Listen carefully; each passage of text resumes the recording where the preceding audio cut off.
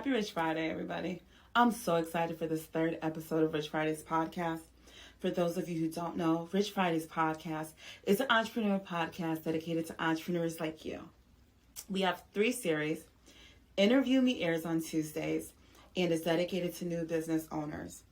Filthy Rich Professionals airs on Wednesdays and showcases business owners and founders who have hit that 7, 8, and 9-figure mark. And on Fridays, you get me, Dr. Nneka, founder of Filthy Rich Idea, as well as this podcast, where I give you tips, tricks, secrets, strategies, whatever you want to call it, about your business and yourself. All at 1 p.m., so let's dive right in. I'm going to talk about entrepreneurial burnout today. Burnout is more than just simple exhaustion. It's a psychophysical response to extreme and prolonged stress, and chronic stress often induces it. The body shuts down and simple tasks become impossible to accomplish. The best approach for a CEO or entrepreneur is to acknowledge that overworking is a critical factor in burnout. When someone feels they don't have control over their life or work, this can exacerbate symptoms of burnout and sometimes even depression. You have to try to put your work and the company into perspective. I used to have a real issue switching off from the business. Honestly, guys, it's hard, I know. Back in April 2019, I set myself some new rules, like not checking my emails after 9 p.m., don't holler at me, don't send nothing, I'm not responding. And this helped me to separate my work from the rest of my life. So, if you want to avoid burnout, get your pen and paper out, because we're about to dive right in to some strategies that I think might be helpful. So I'm gonna give you guys a second. Got them? You got that pen? You got that notebook? Okay. So let's dive right in. Tip number 1. It's essential to step away from your business. As a CEO, it can be easy to get very caught up in your company. You must learn to take days off where you disconnect from that technology and do something that you love that's not so mind-taxing. For example, I love to draw, I love to travel, I love to cook. So let's go back to traveling. I've now made it a habit to schedule trips every month or other month so that I can de-stress and find my core again. As a CEO, it is imperative to rebuild your energy stores and refresh so that you can go back to your company brand new and not feel exhausted. That's tip number 1. It's a very important tip. I hope you guys got that. So let's move on to tip number 2. Tip number 2, surround yourself with competent go-getters who have 100% buy-in to your company's mission, and learn to delegate to those who can turn around and empower your team members. This will also help you avoid burnout and at the same time motivate your staff. I think this is an awesome tip. Why? I'm going to ask you guys a question. How many of you CEOs and entrepreneurs do not have like-minded individuals helping you with your company? This can easily lead to burnout if you're the only one wearing all the hats. And I'm pretty sure that those of you with competent partners are shaking your head like, she's right, guys. She's right. And agreeing that it is much easier to run your company when you have help. Y'all know I was right about that one. You guys know I'm right. So let's go on to tip number 3. Now, tip number 3 is getting sufficient sleep and exercise. Whether that be yoga, shopping, I don't know. They're all critical in maintaining physical and mental health, and it goes a long way towards avoiding burnout. Let's move on to tip number 4. The 4th tip is spending time with family and friends or whoever makes up your support system outside of work. Also, make sure that you not only share your successes that you've achieved already as a CEO or founder, but also the challenges and frustrations with your support system. Now, I know that many CEOs and entrepreneurs have a hard time telling people about their pitfalls. I know you want to look strong and like you're doing it, but the same feeling I get from telling my support system about my successes, which is a feeling of joy, I do get relief and sometimes insight when I share issues that I might be having. So listeners, remember, I need you guys to remember this. Spending time with that support system and maybe sharing your pitfalls with those you trust is a critical method to avoiding burnout. So let's move on to tip number 5.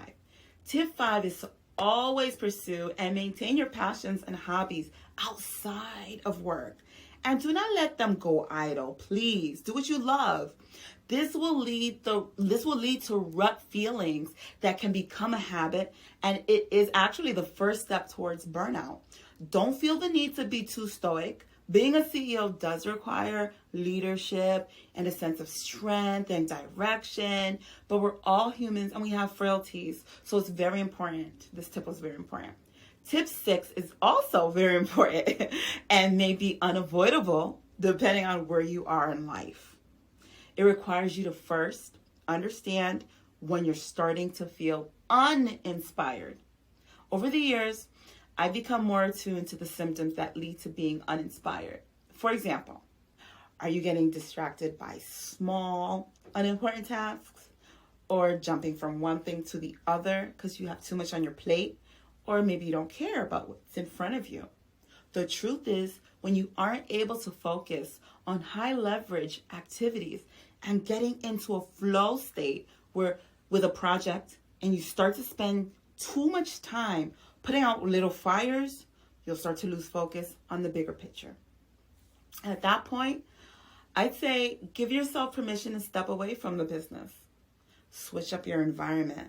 Apply a different methodology to how you usually operate as a business. And prioritize your to-do list.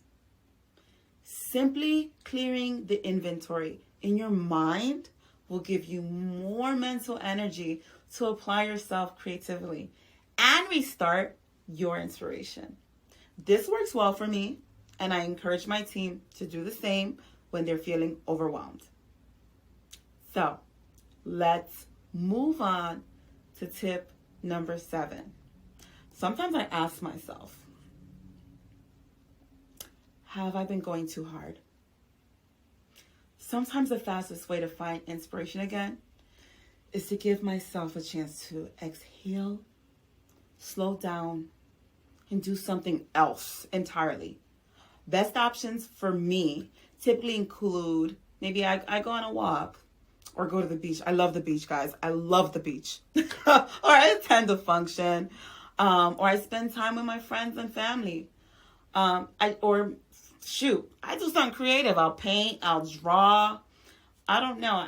I'll try to do something else that I love. And yes, I think you've probably figured it out. I do love the beach. I'm going to say it again. So listeners, if you can find what you love in your spare time, and as I said, have it sprinkled out throughout your month so that you aren't asking yourself this burnout question that I just asked myself, and rather you would have avoided burnout altogether. But remember, don't overdo it on the extracurricular activities where it's taking you away from important business tasks. You need to have a balance. Try to treat extracurricular activities as rewards to prevent yourself from being burnt out. I love the beach. I could work there if I could. Tip number 8 is your state of mind. Ultimately, I don't believe passion, purpose, and inspirations are things you can achieve or create tangibly. They are states of being and ways of operating in the world. The key is to choose to be passionate, to act purposefully, and to feel inspired by the way you operate in life. It all has to line up with your values, guys, and operationalizing, if that's even a word, those in your day-to-day groove. So guys, tip number 8 is very important. Let's move on to tip number 9. My 9th tip is to start your day doing the things that make you excited about business and the day ahead. For my routine, I try to start each day with my Filthy Rich playlist. It includes a mixture of motivational speaking and some good music. I like Rick Ross. I like Ed Sheeran. I'll play everybody. Shoot, I even do it in the shower and I sing at the top of my lungs. I get myself motivated like it's a workout. And then I move on to my coffee and a little bit of news so that I know it's safe to step outside. But these are a few things that I look forward to when I wake up. And when I don't do these things, I often find my mood a little off before I can get my mind right again.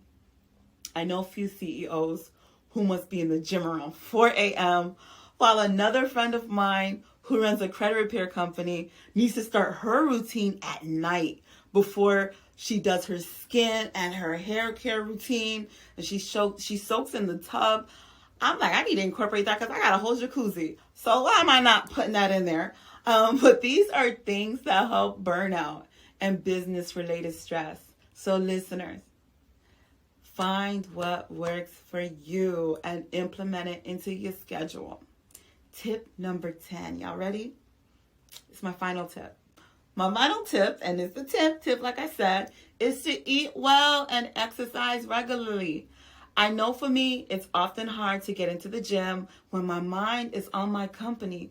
But what I must do every day is eat well so that I make sure that my diet is rich in high protein and that I eat every few hours during the day. I have to remind myself, just like I remind myself about all my tasks for my business.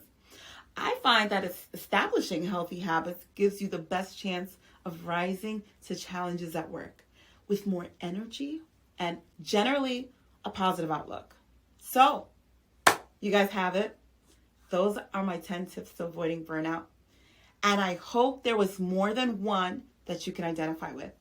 If so, please head on over to Rich Fridays on Instagram and share which one has been working for you. If you haven't subscribed to our podcast, please do so on the platform you are listening on, as well as on our website, so that we can keep you abreast on what's going on in the world of business. I'm your host, Nneka the Boss, Dr. Nneka, and I'll talk with you guys next time. Stay tuned, and we'll see you on Tuesdays for Interview Me at 1 p.m. And I'm out.